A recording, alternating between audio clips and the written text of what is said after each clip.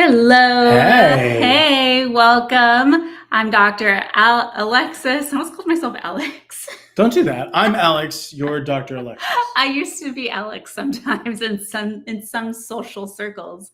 I was Alex until this guy came around, and then I had to knock that out. Sorry. I had to stop doing that.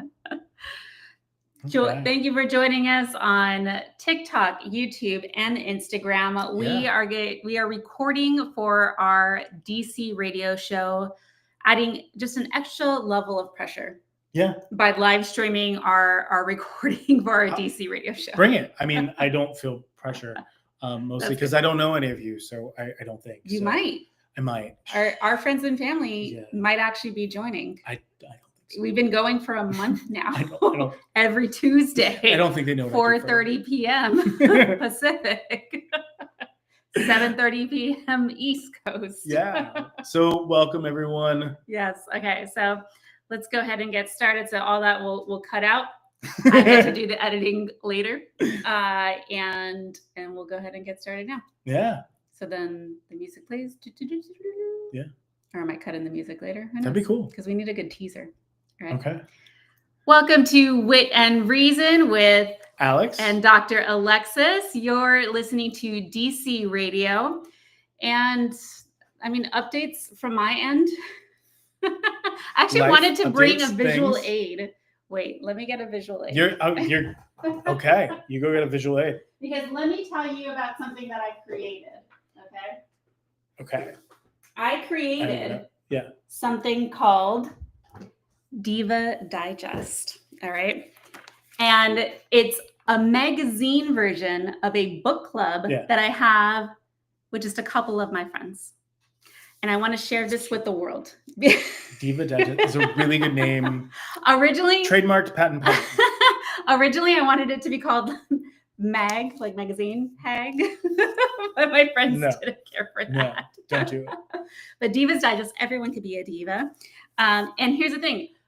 My friends and I have such chaotic lives and just other things that we want to do that we can't necessarily commit to a whole book to read or a book club to like have another talking point for us to gather. To be fair, I feel like all of you read a lot for what you do for livings, and like you read a lot in our professions. Life. Yeah. So and so I was like, pictures and fun things. So I pitched them my idea. I was like, okay, let's all get magazine subscriptions. We could all choose something fun that just has nothing to do with our work. So no finance and no psychology today. Yeah. No business stuff. Something light and fun and creative. And then we get the issue every month. And then we peruse the magazine either on our own time or while we meet together each month. Virtually, because we're all over the place, and we could catch up with our lives, of course, but then we also have this like super low pressure content to share and discuss. And then there's like activities that we're doing and stuff. So you could sponsor our content. It just has like fun, easy things. And then, well, really, we wanted real simple, but we get both. Oh, okay. Yeah, and so then we get to pick and choose. We also love you better. Now I have a bunch of magazines that are like tagged with things that I want to like try and do and then discuss with my friends. One friend made a delicious pastry and doesn't really like bake or anything, but like gave it a shot. That's why you made banana bread. Yes. Well, that was a whole other discussion with I don't know, with my sibling or something. But so in my life, I'm trying to like, and I have been ever since I left California, maintain my close friendships that I have. And that could definitely be challenging at times with time zones and like work stuff. And so no one was available to join me for Divas Digest this month. I'm sorry. You look forward to it, I know. And only 50% showed up last month. 50%. I like how you're putting percentages to it.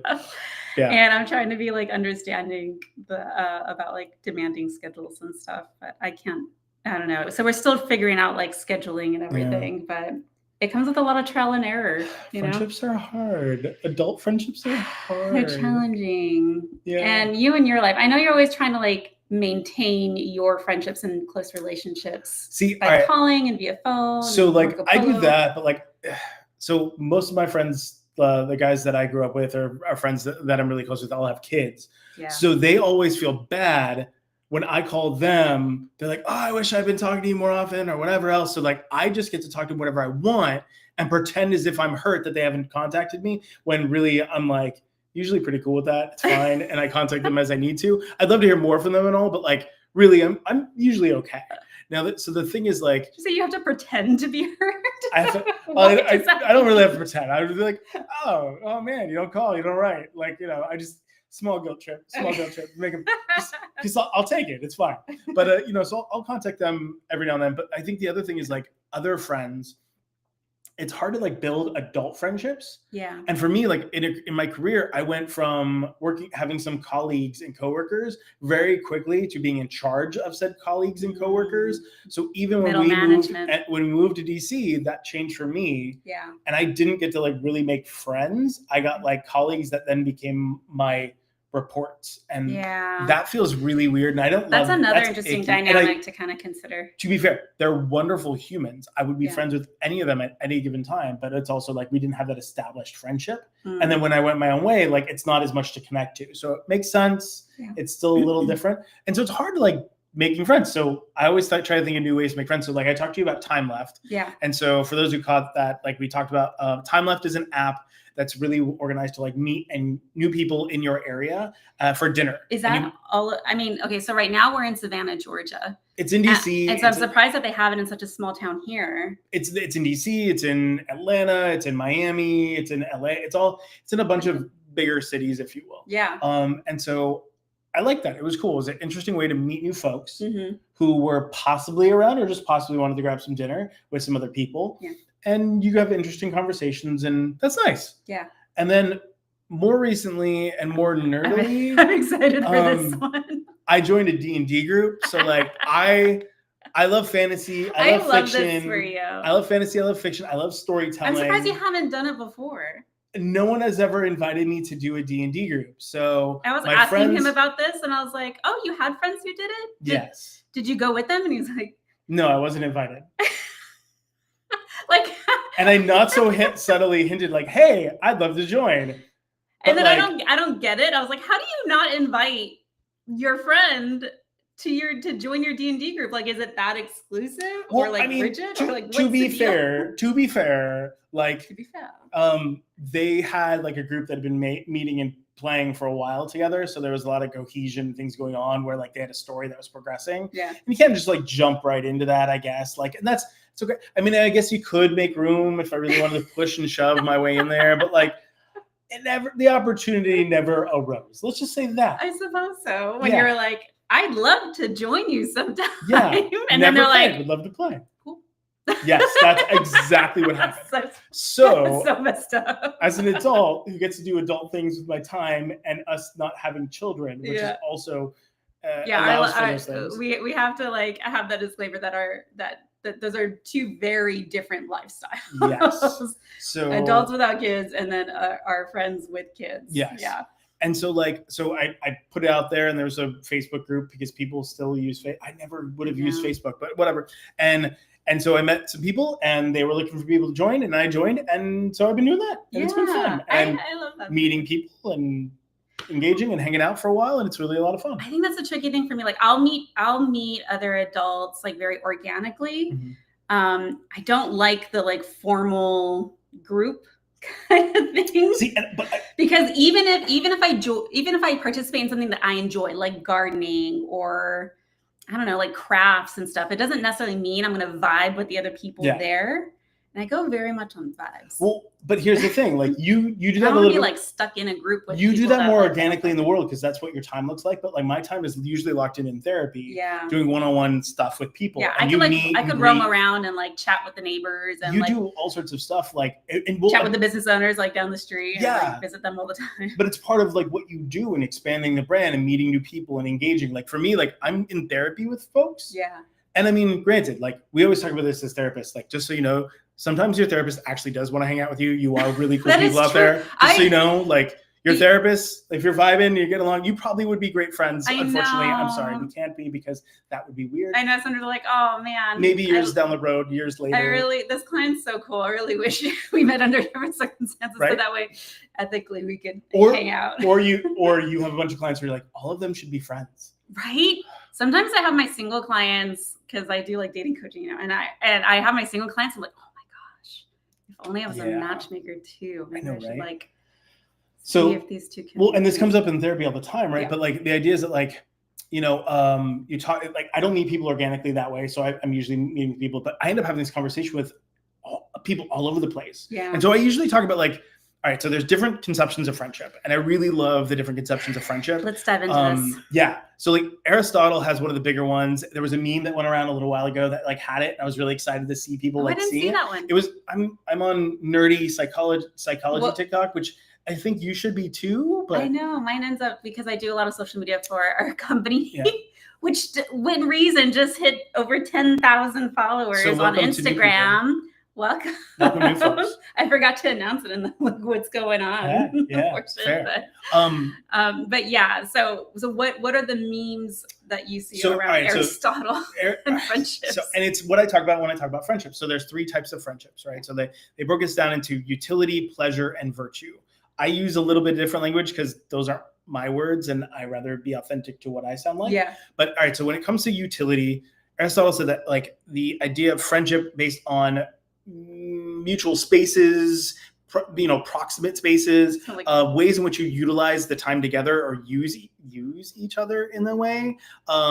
It was actually, so it's people who are around you, people that you can engage with that are like your gym buddy, or somebody you meet that's like part of the work. So we're talking about like work. It could be work. Classmates. Could be classmates. That might even still be like neighbors because we like I don't want to be alone. Let's go to the dining hall when you're in college. Or like can we switch off like cat sitting? Like so that we have utility there. There's utility. There's some sort of use, helping if you will. each other move. Yeah. And so like this usually has to do with your circles or realm of influence. So it's your tightest, like the places and spaces you're in the most. Yeah. And then the idea is you have other friends that are friends of pleasure. I usually consider this like the stuff that you love. So anything you love to go play. If you like going to concerts, if you're like, and my Disney friends, my adult Disney friends, like if people who play D&D, like it's actually like something D&D of pleasure. people. So you're all engaging in something you really enjoy together, hanging out and doing things you like. Yeah. That is more likely to have Brunching, things in common. And my bench friends. Sure, but you're gonna have more things in common with those people on more data points than just somebody who shows up possibly to the same gym as you do. Yeah. So that's gonna be a little different. And then you have friends of virtue, and I use values because we always talk about values in dating. So I tend to rebrand that to values. So these are, and I think Aristotle even used the term soulmates, plural, soulmates. So people who are. Oh, I have some of my friends who are like soulmates. Exactly. Like people who are indelibly linked to your life, who when time passes, it doesn't matter. You're still connected to them. So if I pick up the phone and I call some of my oldest friends, because I mean, some of my friends I've had since I was 4. I know. Isn't that wild? Does anyone out there relate where you've had friends since childhood? Yeah. And I still, and I still kind of to connect with them, and I love them dearly. I always will. I may not have all that much in common with them all the time, but we can always vibe around certain things, have fun, and engage. Yeah. And it's playful, and it's fun, and it's of value because there's somebody who is linked to my life in a certain way. Okay. And so like those are the ones that I think of the most. But of course, like there's other psychological principles. Yeah. Right. So like I think Aristotle, it's a little more poetic. I think it's I like it. It has way more evidence than it probably. I think when you look at the evidence-based ones, it's probably. Yeah. These are a simpler version of something that they've already done, which I know. Yeah. And unfortunately, like friendship is an overlooked subject matter in psychological and maybe even sociological research. But during the pandemic, you're talking about a loneliness epidemic. I know. And so now people are starting to talk more about friendships. But I mean, like, we have a whole freaking degree associated with marriage and family therapy, but that's like the closest we could specialize in relationships. You know, we have stuff focused on like industrial organizational psychology, focusing more on like the workplace and dynamics and systems there. But we don't have like friends therapy.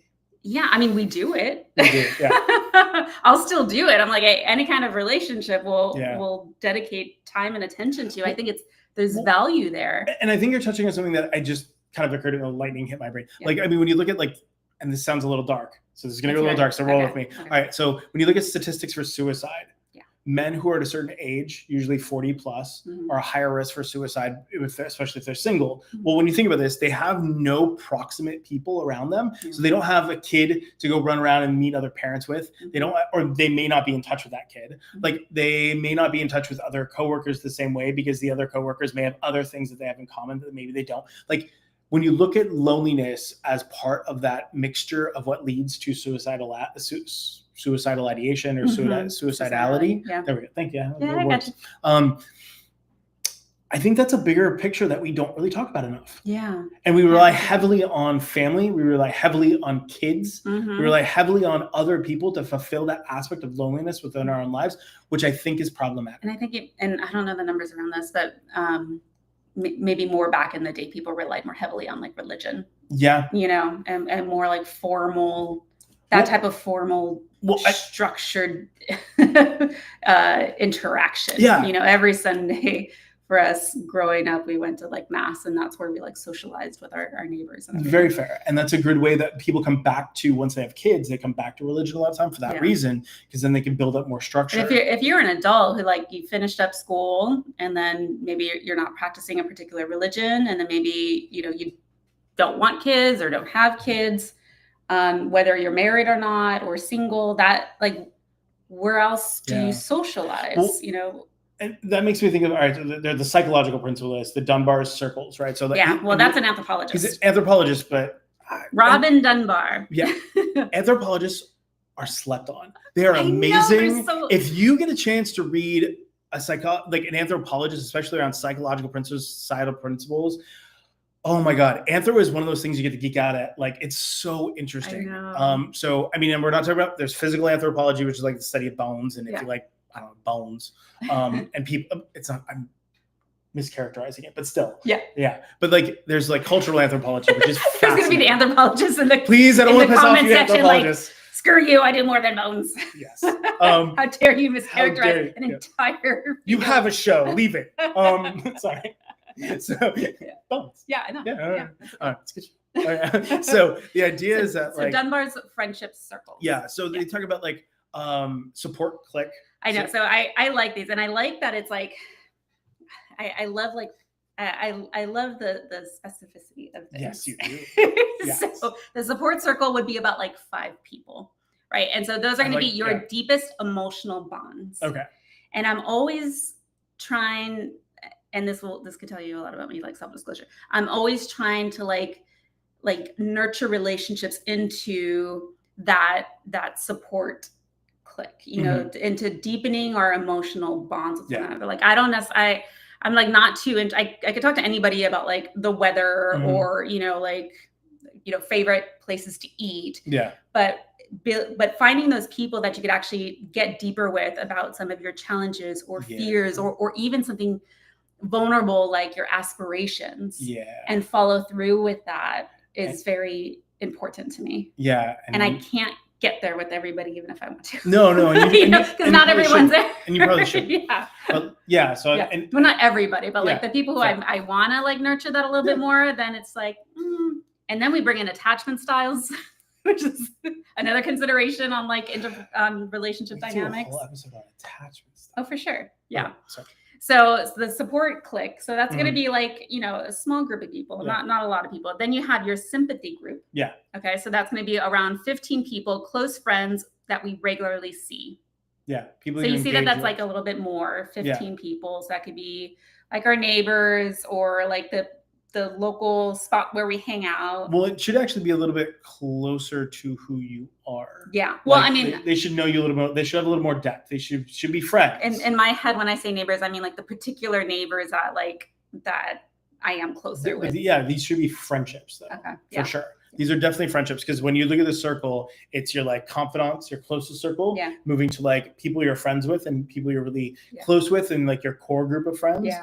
And like not the inner core, but the other core. Yeah. Right. And then we kind of move further out really quickly, because then we have affiliation groups. Yeah. And so that's going to be about 50 people. Yeah. So that's the people that you're running to. If you go to a particular place or space, if you have a third space. Friends we enjoy but aren't deeply connected to. Mm-hmm. Yeah. Yeah. And I wouldn't even say like fair weather friends, because that's even a little more dismissive. But yeah. And it seems like a lot of people are really comfortable like in that zone, you know, and they may not either. They may be a little bit more uncomfortable with the vulnerability of stepping into the sympathy or they don't know how. Support click. Yeah, or they don't know how. There's a lot of awkward folks out there. We love you, awkward folks. But, I think I love awkward folks, and so I want to like nurture that more. And they're like, what are you? What are you? Yes, that's actually. I think I've seen that happen to you. And then that entices me even more. I'm like, yeah. But then lastly is and then of course acquaintances, right? So like you have a bunch of different these rings. What is it? 4 or 5 tiers? What 4 tiers of these? Yeah. Things? How many do we got? 1, 2, 3, 4. I might know here. So like you have 4 different rings. Your acquaintances could be like 150 or more people. Yeah. And I mean, when you think about this, like names.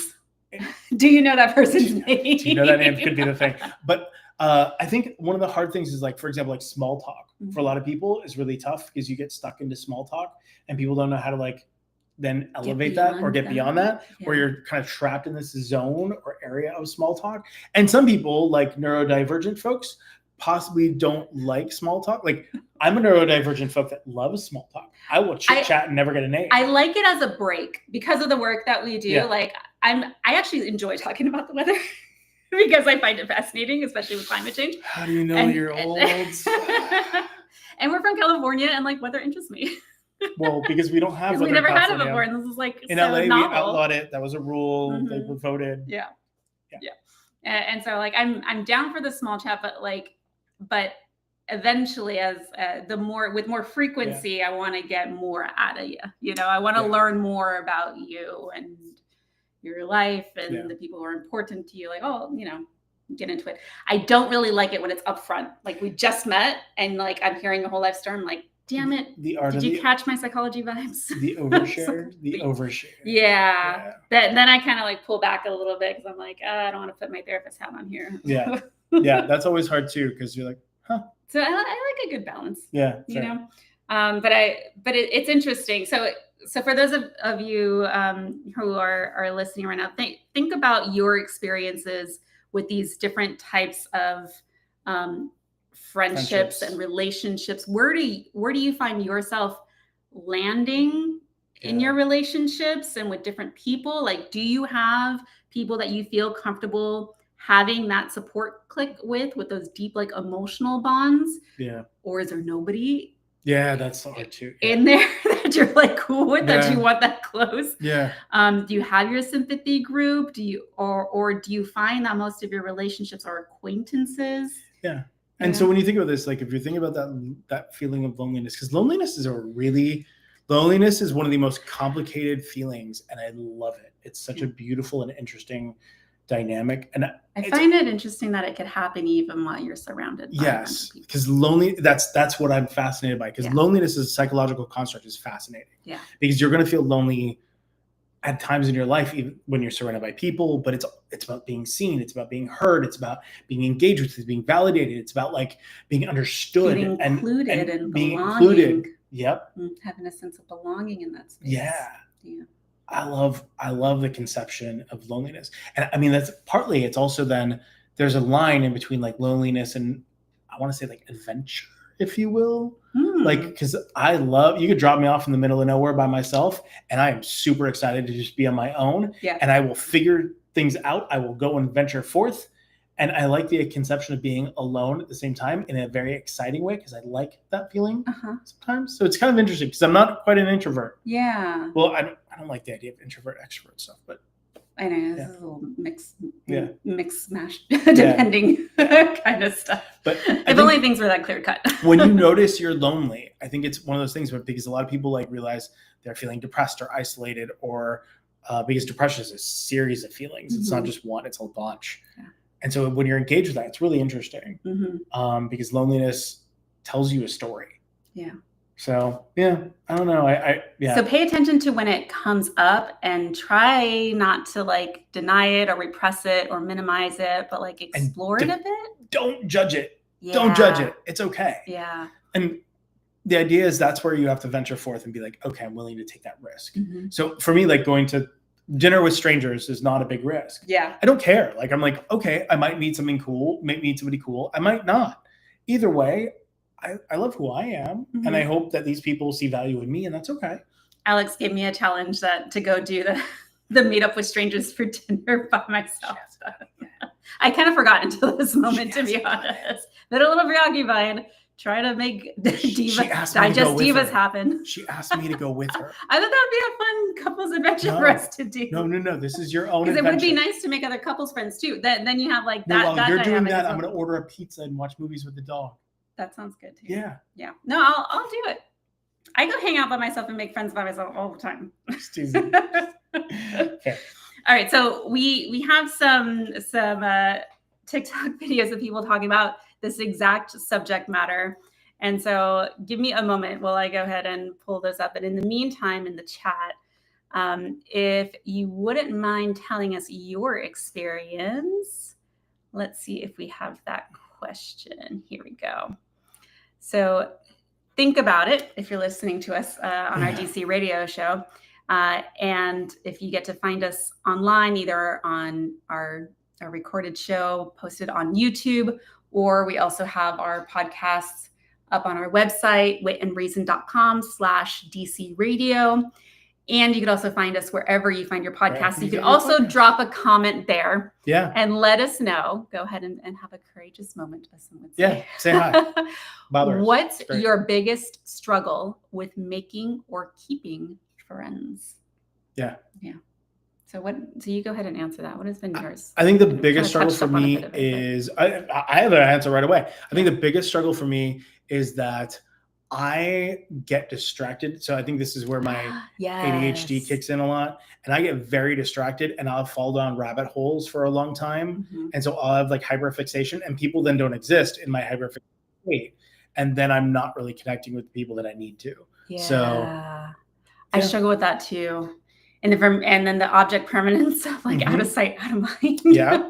So my mind still like perseverates over like things I don't understand in people or relationships. So I'll think about people I haven't seen in a long time for a long time. Yes, you will think, yeah. But then I'll also kind of like forget to like call or and I think what I love the most about, like, for example, my commute when I was commuting to work a lot was that I had time, and with that time then I'd use it to say, okay, I'll do this. But okay, so we'll talk more tips that we had here, but let's go ahead and listen in. Ooh, I love it. Yes. I'm excited now. I thought that you would like listening to this creator. Okay. Volume all the way up. Adult friendships are just two adults that are constantly saying to each other, hey, we should hang out sometime. And then just never, ever hanging out. Ever. Like, you want to hang out, sort of, but you're not going to. You talk about hanging out a lot. Hey, I haven't seen you in a minute. We got to get together. We got to get together sometime. Let me know what your schedule is. It just never happens. That's adulthood. That is adult friendship. And here's the best part about adult friendship is that even though you're like, hey, we should hang out sometime, and then you never hang out, even though that happens, it's okay. Like, you're not mad at each other. You're just adults. Like, that's the excuse. The excuse isn't some BS. Like, no, I'm an adult. You're an adult. We want to hang out. It hasn't happened yet. It'll happen when it happens. It'll probably happen by accident. We're probably going to bump into each other at the supermarket. Probably bump into each other at a Target. And be like, oh, yeah. Not anymore Target. We should hang out sometime. And then again, it just never happens. So that's one of our favorite creators, The Vibe with Kai, who self-identifies as a mental health humorist. Yes. And it's very clear that he's not like a trained therapist. Yeah, no, he's awesome. If you we've been on his show. We've had another one of our therapists from Wit and Reason, our mental health practice, on his show as well, talking up mental health. And so his take on adult friendships is both so real and, to me, like, so heartbreaking. Yes.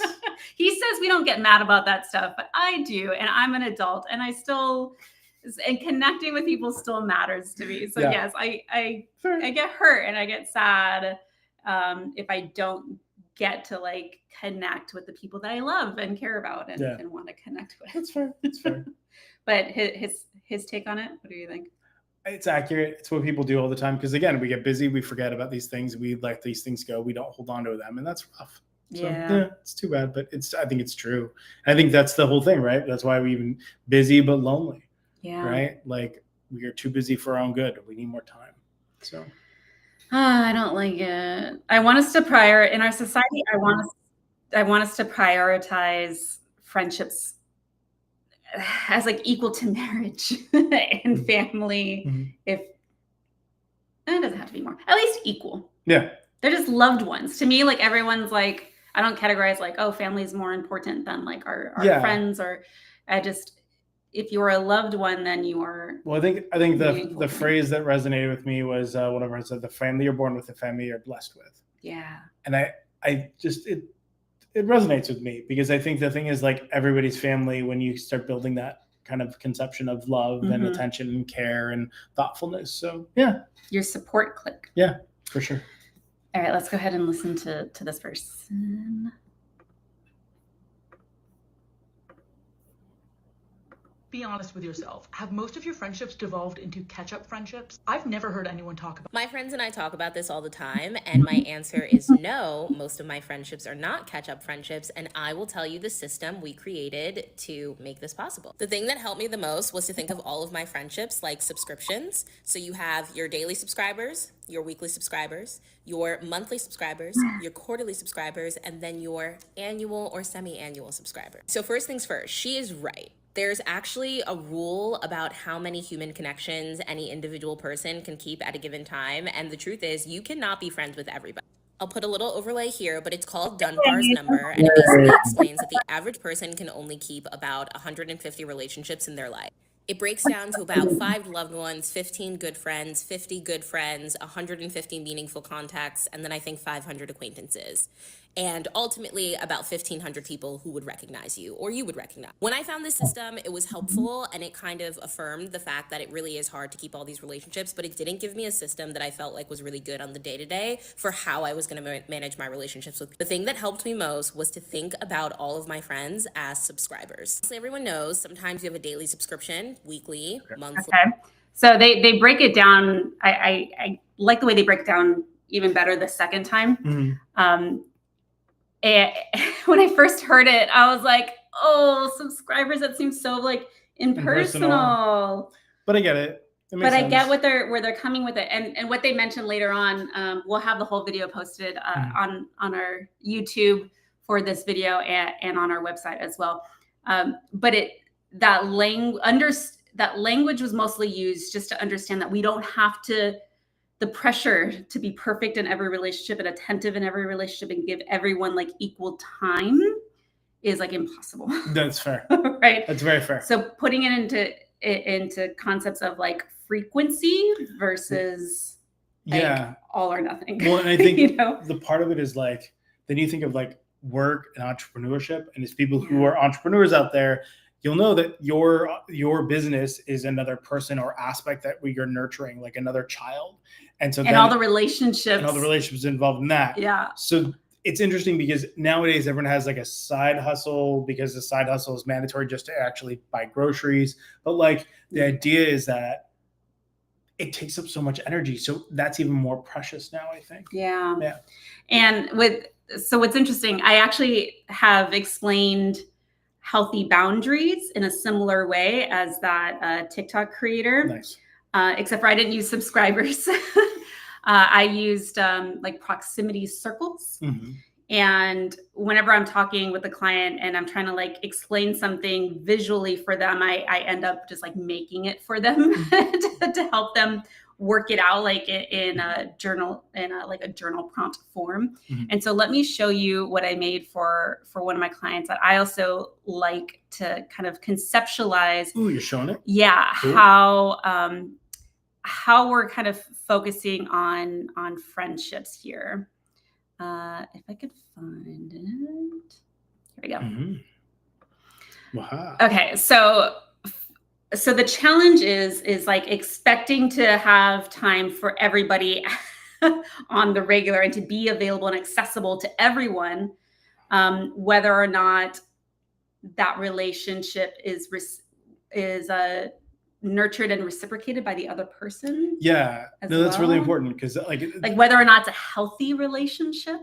And when you're talking about boundaries, remember, boundaries have two parts, two bounds. So like that's why you're also creating the boundary for yourself, so you have enough energy and wherewithal to actually engage in friendship the way that you're getting reciprocated, like with parity. Yes. Right. So it needs to be matched. The energy has to be matched. If it's mismatched, you're going to feel that. You're going to notice it.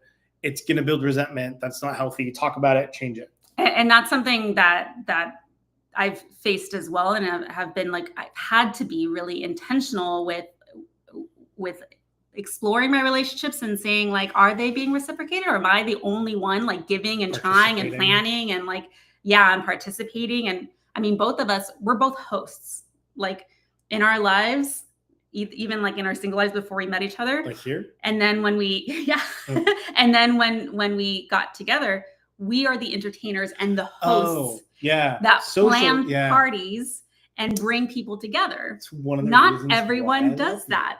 It's one of the reasons why I love you. I mean, that's how we like bonded. Yeah. Is that and then I get that from my dad, like my parents would host parties, your parents would host parties. So I don't know if it's like a nature or nurture kind of thing, but if you're that giver, and you're that planner and organizer and that initiator, it could be hard to see like, if relationships are falling flat, is that really because of you, or is it because the other person's just like not problem, them problem? Yeah. And so with these proximity circles, you come in the center, you're in the center, focusing on you and your relationship with yourself is of utmost importance.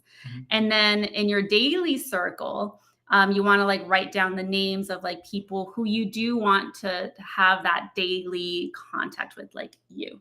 I want to have daily contacts with you. Yay. You're my best friend. So you would go in that circle. Okay. I have some other close friends I'd put in that circle that I love that daily contact with.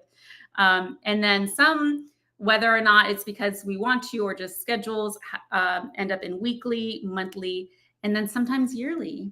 And then trying to like find that like a radical acceptance around where people are. Yeah. In their lives, or where our relationship is in this phase. And this isn't set in stone. You could erase it and move people around. Yeah. And then sometimes we have people out over here in this little circle. I like that you created a little circle called on break. Can they see that on the side, like bottom corner? On break. That says on break. At the bottom corner, you're in timeout. You're on a break. There's some people that you just need to take a break from. Yes. Let's be real. They're on break. And so they don't have to stay on break forever, but if they have like repeated, if they've like violated your boundaries or have like been really crappy and you've just been giving and giving and they're not giving anything back, you can just put them on break. And then you could focus your time and attention on the people who, are giving back to you. Who are giving back to you. So I'm going to have this worksheet up online on our website at witandreason.com. And so let's go ahead and give us a DM, and we'll give you access to it. So if you're interested in having this journal prompt worksheet, so you could or you could write it in your own journal. Your worksheets are really good. Thanks, I appreciate that. More coming. Post them all up. I know. It's the perfectionism that's like holding me back from like publishing everything all at once. But everybody should. I'm always like tweaking the. They're very good. Graphics and words. I send them out to people. Good. I know we use them with all of our private clients. Yeah. And so some other ways to kind of level up your friendship game, especially as an adult. You mentioned what was it called? Excuse me. Sorry. That's not what it's called. Time left. So like I did it's an app. Time left. Okay. It's an app. It was an interesting way to do it. Really liked that. But anything that you could do that meets and greets with other people, other strangers, meetups are really good for that the same way. Yeah. Other types the key is consistency, though, and that's something I struggle with ADHD and being an entrepreneur. So my schedule's kind of like all over the place. But finding something that you can do, a group you could join.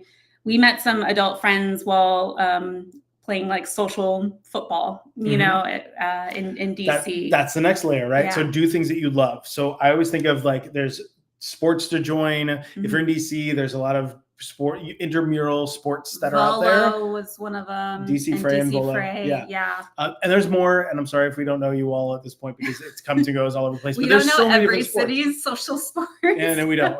But like, I mean, there's a lot of things out there for you to engage with. Like joining a club, joining something that you really like would be really good. If you've always wanted to go climbing, start climbing at a climbing gym and just start meeting people. And I think that's where. And that's another challenge people have. Like, so then I have to talk to people. You do. I can't just like go to yoga and like come back and expect to have friends. And here's the thing: look around. If you find somebody that looks interesting, right? Just take a look. Find somebody that looks interesting. Or you like overhear a conversation that sounds interesting. Like, and you could always try and chime in. But more importantly, if you then see them again, but that way you like at least know whether or not somebody's cool. But if you see them again, that's when you make that's when you say, okay, I've seen you here a couple of times. Hey, how you doing? We met friends at like protests, you know, so we cut through the BS of like, what are your values and what do you stand for? And the people at the protests more likely than not are going to be like legit people who care about the things that you Which is why if you go and do the things you love or things you really love regularly and kind of engage with that, you're going to enjoy it. You're also going to meet people who also enjoy it. You're more likely to then build on that friendship very quickly. Exactly. So at least going into like your friendships of pleasure, not just of like utility, not just of like proximity, but of like things you enjoy and engage in. And then you can hopefully move them to people of value too. And that's fantastic. Yeah. So I always think of joining those things, being a part of those things, being involved is great. Yeah. And if you want to learn more, I have audio lessons on the Aura Health app. In the link in any of our websites or bios, you can find it, Aura Health app. And so the audio lessons are focused on just this, on talking up more about like friendships, how to create them, how to maintain them, what's the evidence-based practice that we have available about them. We could dive into attachment styles, and then even some meditations around becoming more comfortable with being uncomfortable and vulnerable with others in our lives. Yeah, all growth comes from discomfort. So this is an uncomfortable place to be, especially because like a lot of times you grow up, people around you just had friends and some people didn't, but for the majority of people, there was like people you were classmates with or whatever, and you built some friendships with. You at least had a couple of people you were close with.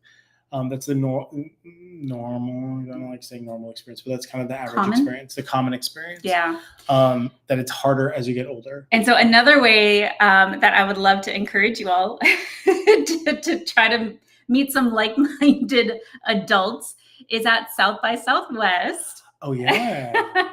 We'll be there hosting a workplace mental health meetup.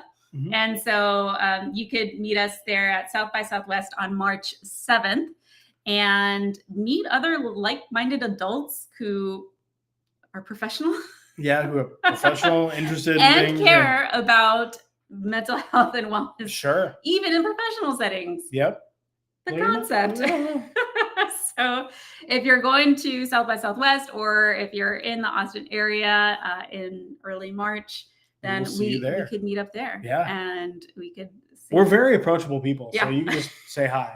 It's pretty, we will talk to everybody ever. So thank you all so much for joining us. Leave some comments either on our podcast, YouTube, or website at witandreason.com/DC radio about your experiences, thoughts, and hey, even other tips that you have that's helped you either maintain those friendships or create new ones. Yeah, I'd love to hear those too. Yes. So the more you tell us, the more we actually put out there too. So like we share. Share what? Info. The info.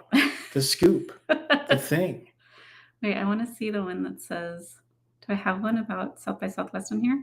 I don't know. No, I'm looking for more of my little graphics. That's fun. That's not South by Southwest. I need to make one. Right. But like you could listen to our podcast wherever. Ta-da. Okay. Yeah. I'm excited about all these features that I'm learning. Okay. Fair. I'm going to cut this part out of the show. Oh, thanks. All right. We are here doing lives every Tuesday, 4:30 p.m. West Coast. 7:30 East Coast. Yes. So join us and we will see you live next next time. week. And if you're on the Aura Health app, I also go on Aura live every Thursday afternoon. What? Aura night. Well, hold on. Let me finish this statement. Aura live every Thursday afternoon, 12 p.m. East Coast. Mm-hmm. And then next week, what are we talking about here on DC Radio? I don't remember. Pop quiz. That's what I'm asking you. Pop quiz gives. My brain doesn't work sometimes. Let me see. I kind of forgot to. We're going into workplace stuff. Oh, that's wrong. Yeah, as we prepare for South by Southwest. Yeah. Next week, we're going to be talking about the mental health revolution, burnout, boundaries. I wish this thing would finish the statement. And balance. Oh, burnout, boundaries. I told you that title was beats Battlestar Galactica. I told you that title was way too long. Burnout, boundaries, and balance. Beats. Bears beats Battlestar Galactica. You can't even say I know. I'm thirsty. Yes, you I'm are. parched. Your swallowing is very loud. All right. Sensory processing issues. All right. So our next episode is going to be the mental health revolution, burnout, boundaries, and balance. So